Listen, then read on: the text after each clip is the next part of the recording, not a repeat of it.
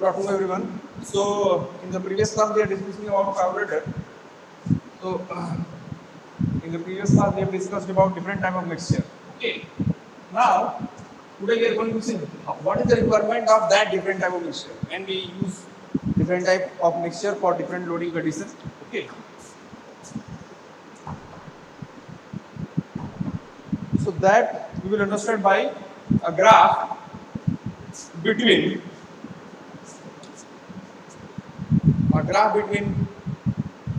power versus total opening. Okay. Mixture requirement. Mixture requirement. So in this we see a graph between power versus throttle opening. Power versus throttle opening. Throttle opening means throttle valve opening. So as we know, in the starting when engine started, throttle opening is very less. Okay, it is. Let us assume the origin source, the throttle opening is 0%, and in starting throttle opening is very less, up to 20%. Okay, up to 20%.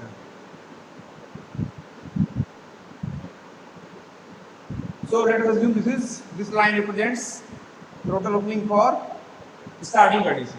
Okay.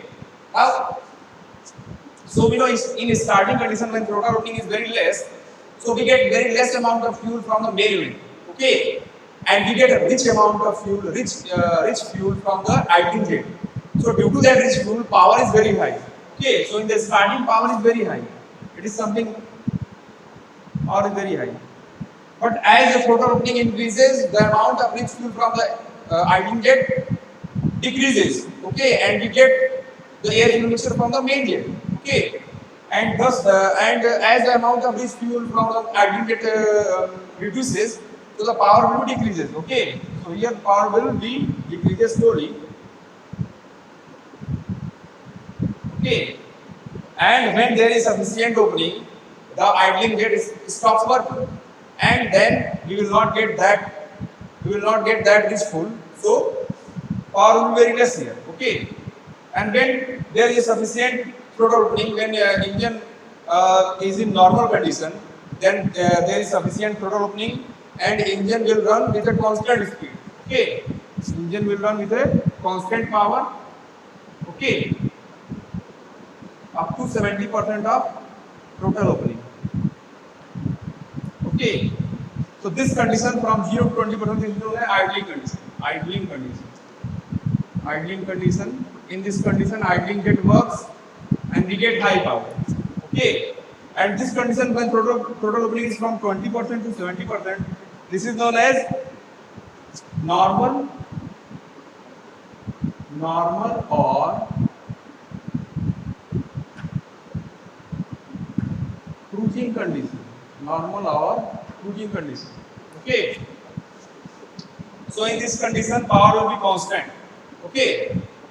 Now, again, when we increase the speed after normal condition, when we increase the speed, when we get for the high speed, then throttle opening will increase further. And when throttle opening will increase from 70% beyond 70%. आवाज आएगा ना उधर?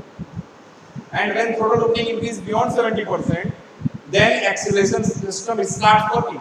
Okay, and you know in acceleration system again we get rich amount of fuel, so again power will be high. So beyond 70% again power is started to increase. Okay, and up to 100% of opening power increases. Up to 100% of opening power increases. Okay, so this is high speed condition. This is high speed condition. Okay, this is high speed condition. Okay, now this diagram is for multiple cylinder. Okay, this is for multiple cylinder. If we draw the diagram, same diagram, power versus throttle diagram for single cylinder, then we go less power, not here. For single cylinder we go less power, but graph will be same. Behavior will be same. So this is for single cylinder.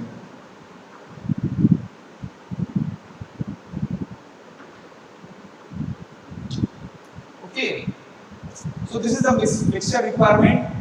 This also is the mixture requirement for lean mixture, for rich mixture, again for the this mixture in the last. Okay, when the throttle opening increases. Okay. So this is the power versus throttle opening curve. Another curve is there for brake power and BSFC with air fuel ratio. Okay.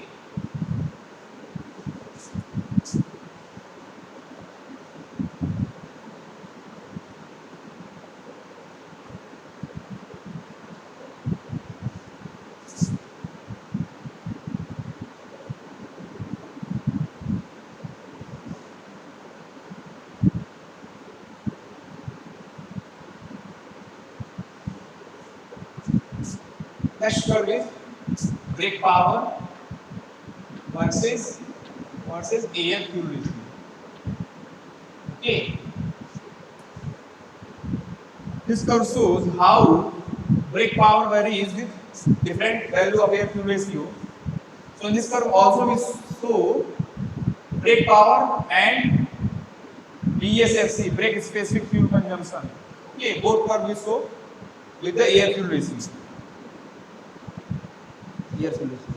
Now let us assume here the air fuel ratio is 8, then air fuel ratio is 10, then air fuel ratio is 12, then air fuel ratio is 14, then 16, then 18, then 20. This is the value of air fuel ratio which varies on x-axis. Okay. So when air fuel ratio is 10, brake power is less. Okay. And as we increase the air fuel ratio, brake power will increase. Okay. And brake power will be maximum at this point when air fuel ratio is 12. Okay. So at this point brake power is, and when further we increase the air fuel ratio, then brake power will increase. So after this point, brake power will increase. Okay.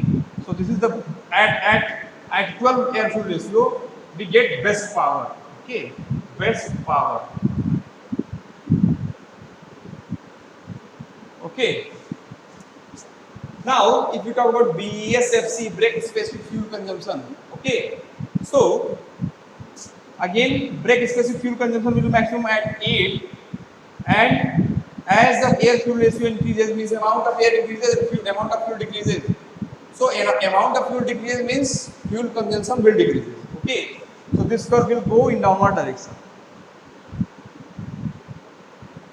And this value BSFC give maximum value at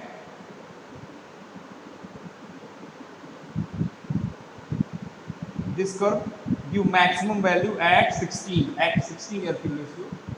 At 16 air fuel ratio, this curve give maximum value. So this is 16 air fuel ratio shows best economy because here the fuel consumption is very less, minimum. Okay. So this point shows best economy. Best economy. Okay. And in between these 2 points, means at 12 this is best power, at 16 this is best economy. So in between these two there is 14. So this is the ideal mixture. At 14 we also get best power and best economy, both we get at 14. So if air fuel ratio is around 14, then this is ideal mixture, which is known as stoichiometric. Stoichiometric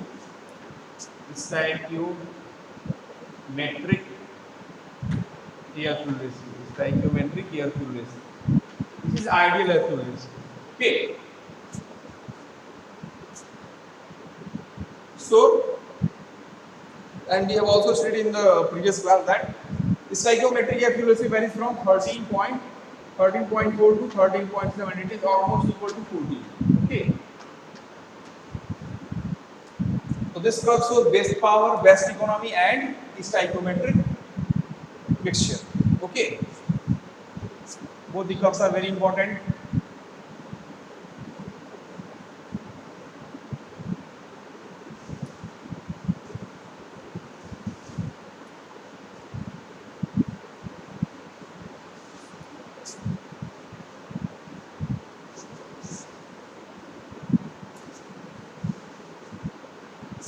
Now there are different types of carburetor, different varieties of carburetor, the which you find.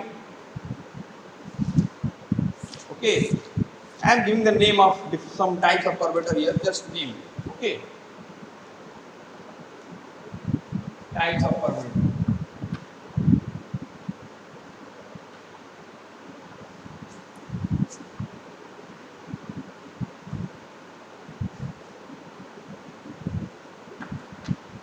Okay, so first type is Solex carburetor. Solex carburetor. Second is Carter carburetor.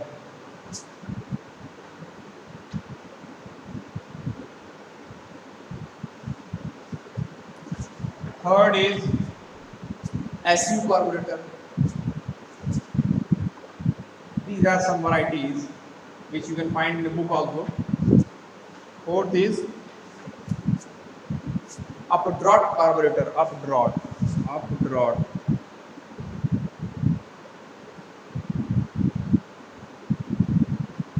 Updraft carburetor. Fifth is downdraft carburetor. Downdraft carburetor. Sixth is constant choke type carburetor. Sixth is constant choke type carburetor. Okay. Seventh is constant vacuum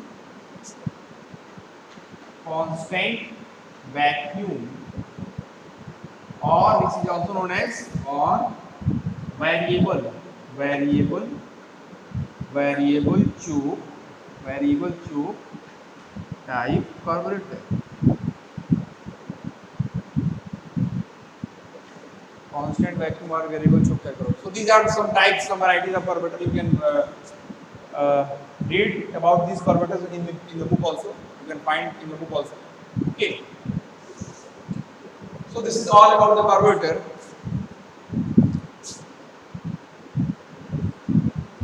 So next we will discuss about fuel injection system.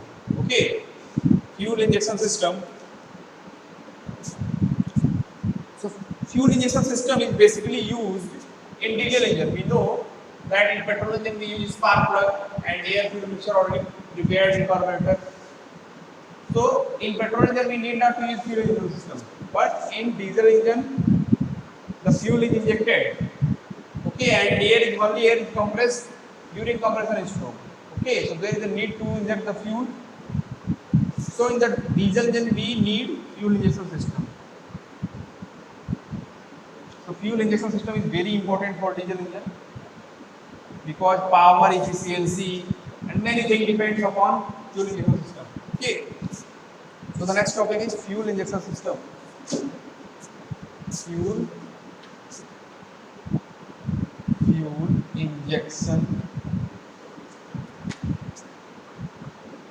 injection system in CI or diesel engine. CI or diesel. Okay. So as I said, fuel injection system is very important for diesel engine because many things depend on the fuel injection system. If fuel injection system is very good, then mixing of air and fuel will be very good. Combustion of air fuel mixture will be very good. Then we get very good power. Then we get very good efficiency. So many things depend on this fuel injection system. So fuel injection system should be very good so that we get maximum efficiency from the engine. Okay. So there are different types of fuel injection system used in diesel engine. Some of them I am discussing here.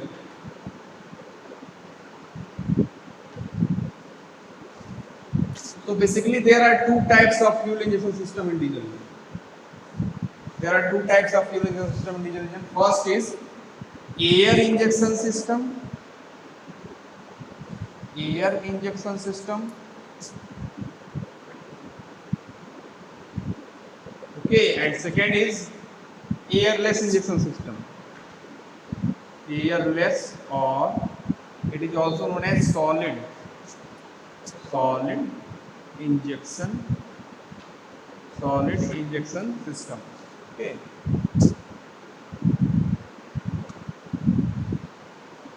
Okay. Now, in air injection system, we inject the fuel with the help of high pressure air. Okay. For that, we use a compressor. Okay.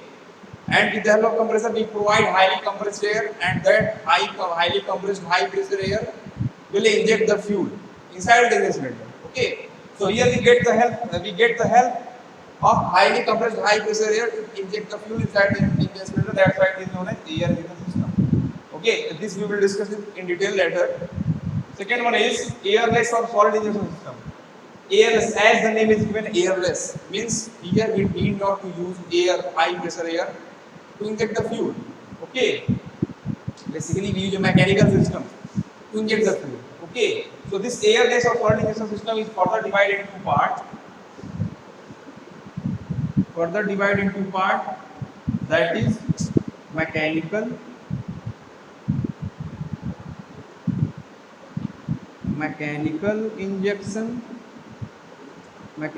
injection system and electronic injection system. Electronic injection system. Okay. So in mechanical injection system, we use mechanical component to inject the fuel, and in injection system, we use electronic component to inject the fuel. Okay. Electronic injection system also we discuss in later in detail. So first we will discuss about mechanical injection system. So mechanical injection system basically is of four types of system we are using in present time. First is individual pump and nozzle. Individual pump and nozzle injection system. Okay. Second is unit injection system. Unit injection system. Third is common rail injection system. Common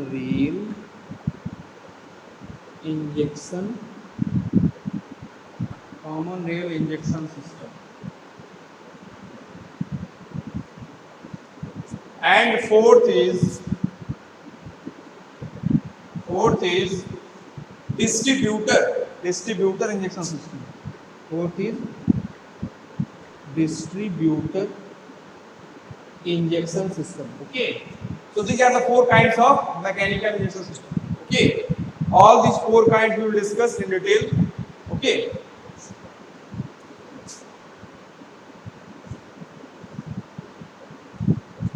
Okay. And also we will discuss about electronic injection system. Okay.